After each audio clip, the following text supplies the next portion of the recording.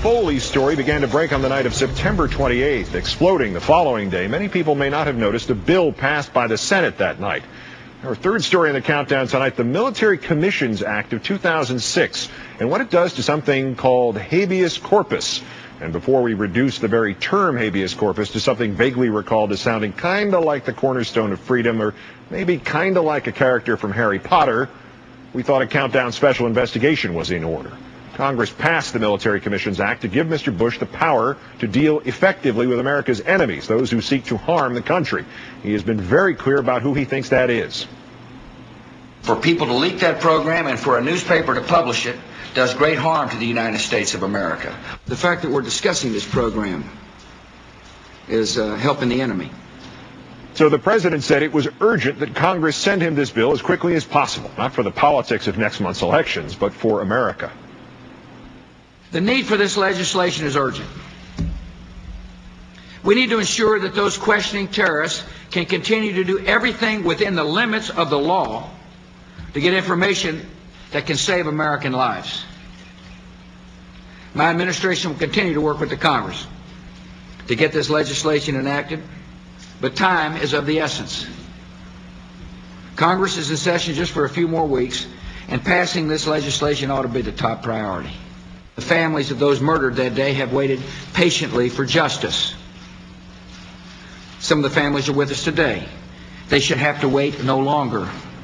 Because time was of the essence, and to ensure that the 9/11 families would wait no longer, as soon as he got the bill, the president whipped out his pen and immediately signed a statement saying he looks forward to signing the actual law eventually.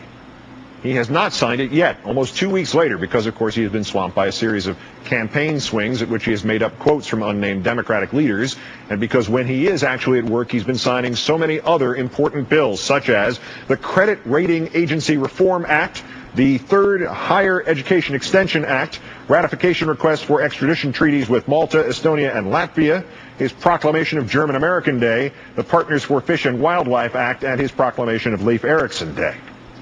Still, getting the Military Commissions Act to the president so he could immediately mull it over for 2 weeks was so important, some members of Congress did not even read the bill before voting on it. Thus has some of its minutiae escaped scrutiny. One bit of trivia that caught our eye was the elimination of habeas corpus, which apparently used to be the right of anyone who's tossed in prison to appear in court and say, "Hey, why am I in prison? Why does habeas corpus hate America? And how is it so bad for us?"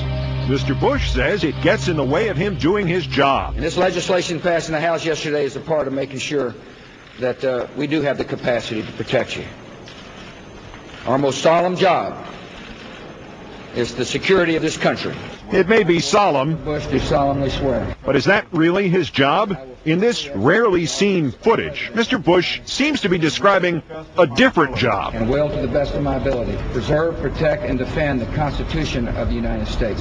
Countdown has obtained a copy of this Constitution of the United States, and sources tell us it was originally sneaked through the Constitutional Convention and state ratification in order to establish America's fundamental legal principles.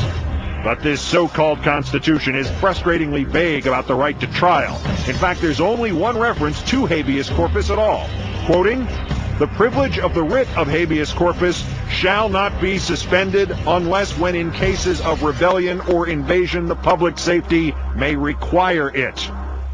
But even Democrats who voted against the Military Commissions Act concede that it doesn't actually suspend habeas corpus. The bill before us would not merely suspend the great writ, the writ of habeas corpus.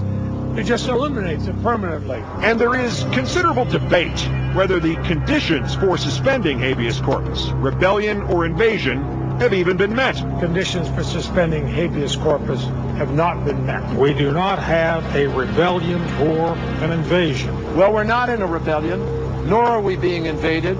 Okay, maybe the debate wasn't that considerable. Nevertheless, Countdown has learned that habeas corpus actually predates the Constitution, meaning it's not just pre-September 11th thinking, it's also pre-July 4th thinking. In those days, no one could have imagined that enemy combatants might one day attack Americans on native soil. In fact, Countdown has obtained a partially redacted copy of a colonial declaration indicating that back then, depriving us of trial by jury was actually considered sufficient cause to start a war of independence based on the then fashionable idea that, quote, liberty, unquote, was an unalienable right. But today, thanks to modern post-9/11 thinking, those rights are now fully alienable for your protection. The reality is, without habeas corpus, a lot of other rights lose their meaning. But if you look at the actual Bill of Rights, the first 10 amendments to that pesky Constitution, you'll see just how many remain for your protection. Okay, number one's gone. I mean, if you're detained without trial, you lose your freedom of religion and speech, press, assembly, all the rest of that. So you don't need that one anymore. And, you know, you can't petition the government for anything. Number two, well, while you're in prison, your right to keep and bear arms just might be infringed upon, even if you're in the NRA, so that's gone. Three, well, okay, no forced sleepovers at your house by soldiers. Three's all right. Four, you're definitely not secure against searches and seizures, as it says here, with or without probable cause.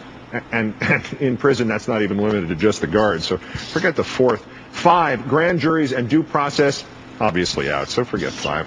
And the little trailer up here. Six, well, trials are gone, too, let alone the right to counsel. Speedy trials? You want it when? Seven, well, this is about, well, I thought we just covered trials and juries earlier, so forget the seventh. Eight, bail. Well, bail's kind of a moot point, isn't it? And nine, other rights retained by the people. Well, you know, if you can name them during your waterboarding, we'll consider them. 10, powers not delegated to the United States federal government. Well, they seem to have ended up there anyway. So as you can see, even without habeas corpus, at least 1/10 of the Bill of Rights, I guess that's the Bill of Right now, remains virtually intact. Number 3 is still safe. We can rest easy knowing that we will never, ever have to quarter soldiers in our homes as long as the Third Amendment still stands strong. The President can just take care of that with a signing statement.